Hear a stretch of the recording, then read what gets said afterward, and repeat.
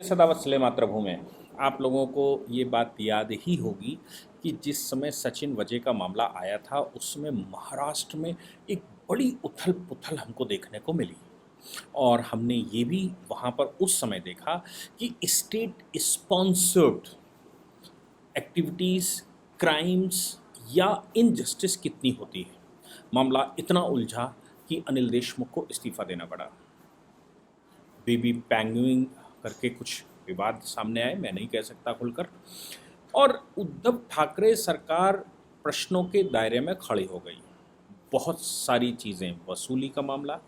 और जब आप, एक बात तो निश्चित है कि जब आप उससे बच रहे हैं, झूठ से बचने का, जो आपने क्राइम किया है उससे बचने का जब आप प्रयास करते हैं और जब आप ऐसा करने की कोशिश करते हैं कि हम पाक साफ हैं, तो एक गलती तो इसको नहीं मैं कहूँगा, मैं इसको क्राइम कहूँगा। क्राइम को छुपाने के लिए आपको बहुत बड़े बड़े क्राइम करने पड़ते हैं। ये क्राइम का पुराना सिद्धांत हम सब ने देखा ही होगा। इस पर तो लाखों करोड़ों मूवियाँ भी पूरे देश में बनी हैं, पूरे संसार में बनी हैं। उद्धव ठाकरे ने जिस प्रकार एक्टिविटी शुरू की, कंगना रनावत का मामला हमने देखा, या फिर हमने रिपब्लिक टीवी का मामला देखा, रिपब्लिक भारत का मामला देखा, और हमने देखा ही होगा कि किस प्रकार अर्णव गोस्वामी के पीछे पड़ गए। क्यों? क्योंकि वो उसकी रिपोर्टिंग कर रहे थे। कंगना रनावत सच बोलने का प्रयास कर रही थी तो उनके घर ही गिरा डाले। मतलब क्या नहीं कर सकते। स्टेट का मतलब है कि स्टेट, जब उन्होंने कहा तो स्टेट में उन्होंने कहा कि हमसे बड़ा कौन, हम कुछ भी कर सकते हैं क्योंकि हमारे पास पावर है, हमें जनता ने चुन कर भेजा है, इनजस्टिस करने के लिए चुन कर भेजा है। ऐसा भी क्या सोचा जा सकता है? यहाँ ऑनरेबल सुप्रीम कोर्ट में मामला गया। याद होगा आपको कि सारी कहानी घूमकर परमवीर सिंह के ऊपर गई। जब सचिन विजय पकड़ा गया तो परमवीर सिंह ने एक स्टेटमेंट, अपने आप को बचाने के लिए एक स्टेटमेंट दे डाला।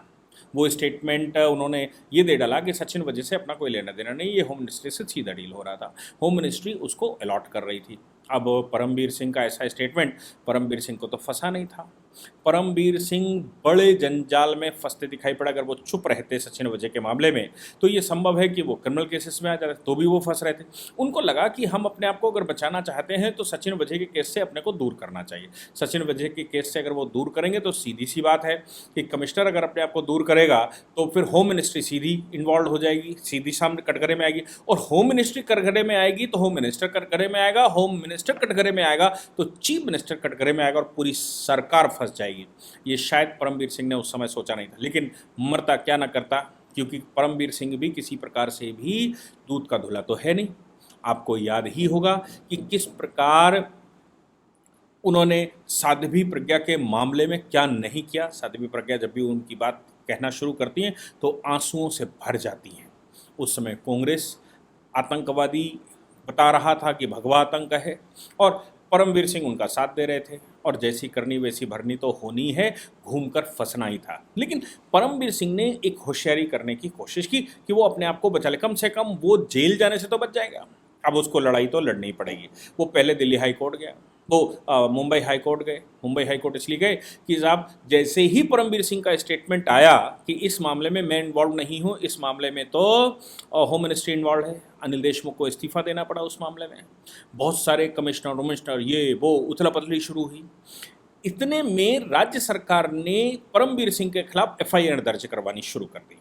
ये तो होना स्वाभाविक था, क्योंकि राज्य तो परमवीर सिंह खुद भी जानते थे कि परमवीर सिंह जिस समय कमिश्नर रहे तो वो उन्होंने क्या क्या गलत किया, परमवीर सिंह जिस समय एसीपी रहे उस समय भी क्या क्या गलत किया। और उनको मालूम है कि महाराष्ट्र में राज्य सरकार का मतलब जनता का प्रोटेक्शन करना कम और जनता के ऊपर शासन करना ज़्यादा, यानी कि उनकी सेवा कम, शासन ज़्यादा। और ख़ासतौर से जहाँ कांग्रेस इन्वॉल्व हो, जहाँ एनसीपी इन्वॉल्व हो, इसलिए परमवीर सिंह चूंकि उसी सिस्टम से निकल कर आए थे, इसलिए परमवीर सिंह को लगा कि फंसना स्वाभाविक है। परमवीर सिंह उन एफआईआरों के अगेंस्ट में चले गए मुंबई हाई कोर्ट।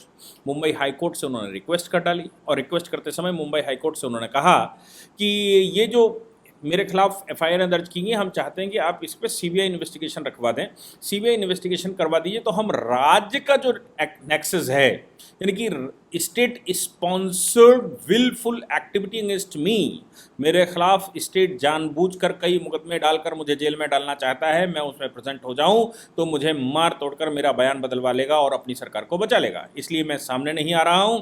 राज्य सरकार लगातार कहती रही कि उसको सामने आना चाहिए, वो बड़ा प्रयास करते रहे, नोटिस जारी करवाए, दिल्ली हाईकोर्ट से सम्मन करवा दिए, उसके बाद वारंट करवा दिए, नॉन अवेलेबल वारंट करवा दिए। उस समय भी सुप्रीम कोर्ट चले गए थे परमबीर सिंह और उन्होंने कहा था हमें रिलीफ दीजिए कि हाई कोर्ट ने जो, या नीचे कोर्ट लोअर कोर्ट ने, सॉरी नीचे लोअर कोर्ट ने जो हमारे खिलाफ नॉन अवेलेबल वारंट निकाल रखे हैं उनसे हमें रिलीफ दीजिए। उनके वकील ने कहा भी था कि हमें सामने आने में कोई समस्या नहीं, लेकिन हम किन परेशानियों में हैं ये आपको बता देना चाहिए, अगर आप आदेश दें तो हम सामने आ जाएंगे। सुप्रीम कोर्ट ने उस समय परमबीर सिंह को रिलीफ दिया था।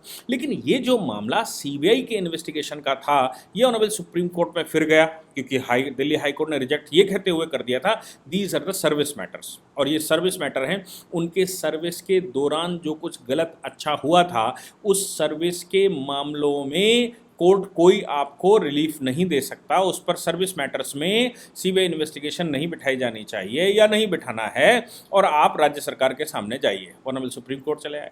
लंबे समय से सुप्रीम कोर्ट में मामला चल रहा। सुप्रीम कोर्ट ने आज सुनवाई करते समय या कल सुनवाई करते समय एक स्पीकिंग ऑर्डर किया उद्धव सरकार के लिए, तो जो उन्होंने बनाकर रखा था सरकार बचाने का पूरा सिस्टम, वो पूरा का पूरा धड़ाम हो गया। एक तरफ तो उद्धव सरकार अपने साले ससुरालियों को बचाने में नाकामयाब रही, 20 करोड़ की प्रॉपर्टी कहीं ईडी ने जब्त की, कहीं 22 करोड़ की, कहीं 2 करोड़ की, कहीं 6 करोड़ की, कहीं 7 करोड़ की।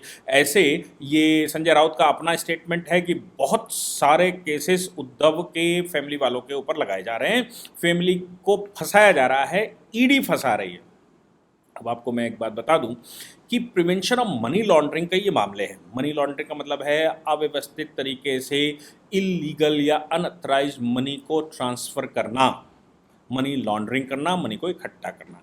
अब ये तभी होता है जब आप शेल कंपनियां खोल लें, ये तभी होता है जब आपके पास करप्शन का पैसा आए और करप्शन का पैसा गलत तरीके से आप लगाएं और सोर्स ऑफ इनकम बताने में सफल ना हो, या टैक्स बचाने का प्रयास करें और सिस्टम में उस पैसे को ना दिखाएं।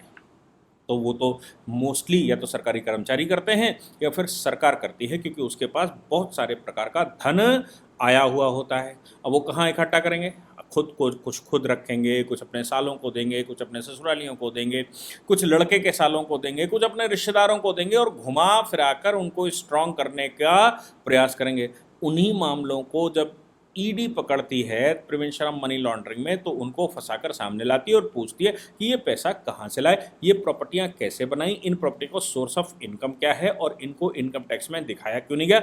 अगर प्रॉपर्टी 25 करोड़ की है तो वो प्रॉपर्टी 25 लाख की क्यों दिखाई जा रही है या कैसे बेच दी, इस पर डिटेल्ड इन्वेस्टिगेशन होता है और प्रॉपर्टियां धीरे धीरे करके सीज की जाती हैं। और ये कहा जाता है कि आप अपने डॉक्यूमेंट्स शो करिए और सोर्स ऑफ इनकम बताइए और इसको सही से प्रेजेंट करिए। अगर आप सही हैं तो हम छोड़ देंगे, अदरवाइज इसमें बहुत सारे घपले दिखाई दे रहे हैं और हमारे पास एविडेंस है, ऐसा ईडी कहती है।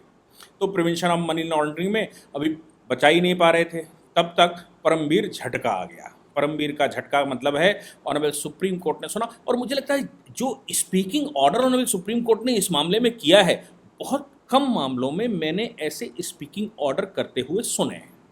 क्या हुआ इस मामले में? ऑनरेबल सुप्रीम कोर्ट ने कहा कि जो भी मामले ये सर्विस मैटर के कह के ऑनरेबल हाई कोर्ट ने परमबीर की जो पिटीशन डिसमिस की थी, मैं उस ऑर्डर से डिसएग्रीड हूँ।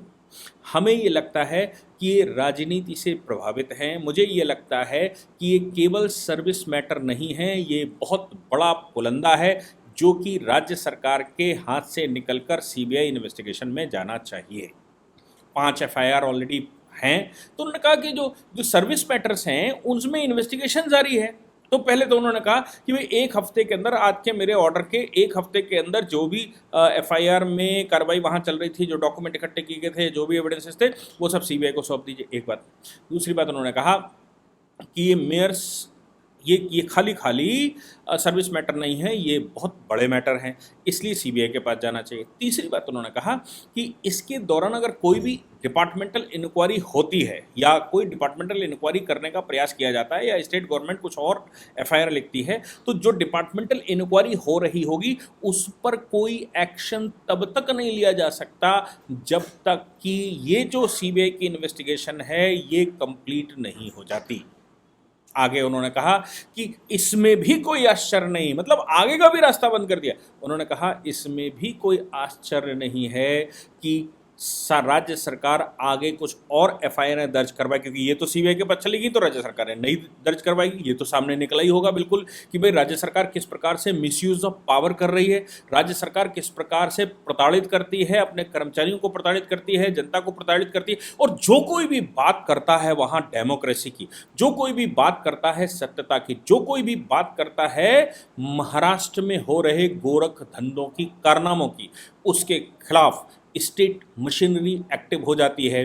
तो वो गुंडे, जो गुंडे दाऊद गैंग के होने चाहिए थे, जो गुंडे कहीं डी गैंग के होने चाहिए थे या करते थे, वो ही सारे काम उन डी गैंग के लोगों के समान ही राज्य सरकार भी करती है। ये दिख रहा है, ऐसा महसूस भी हो रहा है। तो ऑनरेबल सुप्रीम कोर्ट ने कहा कि अगर राज्य सरकारें कुछ और एफआईआर दर्ज करवाती है तो इसका मतलब ये होगा कि वो एफआईआरें भी कनेक्ट टू दिस इन्वेस्टिगेशन हो जाएंगी, यानी कि उन एफआईआरों पर भी राज्य सरकार कोई एक्शन नहीं ले पाएगी।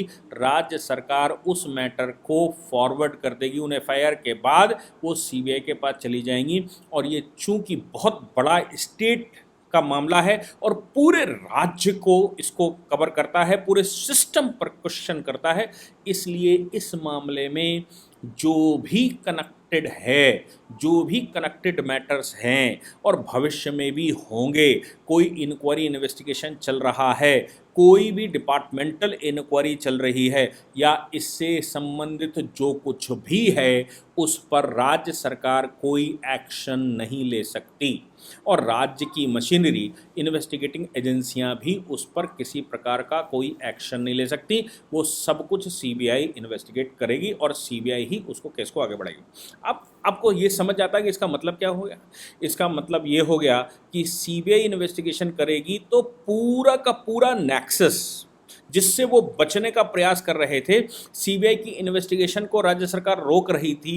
राज्य सरकार लगातार ये कह रही थी कि सीबीआई को हम अपने यहाँ रिस्ट्रिक्ट करते हैं, सेंट्रल एजेंसियाँ हमारे यहाँ मिसयूज़ कर रही हैं, ईडी हमारे यहाँ मिसयूज़ कर रही है, सीबीआई को हम अपने यहाँ घुसने नहीं देंगे, पता नहीं क्या क्या। उन सब के मामले में अब खुलकर सामने आएगा कि वो जिनकी बात वो कर रहे थे कि भैया ये होम मिनिस्टर गड़बड़ कर रहा, कि ये चीफ मिनिस्टर गड़बड़ कर रहे, कि वो डीसीपी गड़बड़ कर रहे हैं, कि कमिश्नर गड़बड़ कर रहे हैं, और इस मामले में कौन कौन इन्वॉल्व है। परमवीर सिंह की फाइलें खुलेंगी तो कश्मीर फाइल्स की तरह ही परमवीर फाइल्स भी सामने आएंगी और समस्या राज्य सरकार के सामने इतनी बड़ी आने वाली है कि राज्य सरकार को सॉल्व करना मुश्किल हो जाएगा।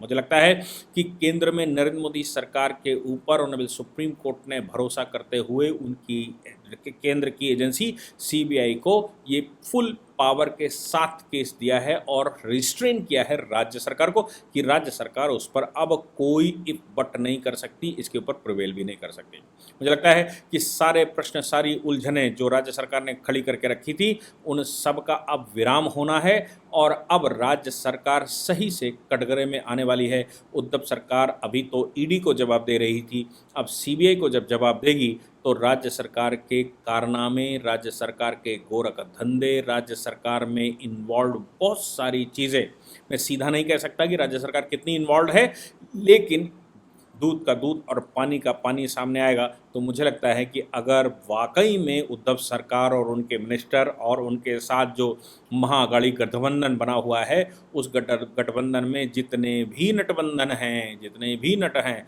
उन सब के नट बोल्ट खुलकर सामने आएंगे। दूध का दूध, पानी का पानी हो ही जाएगा। जय हिंद, जय भारत, वंदे मातरम।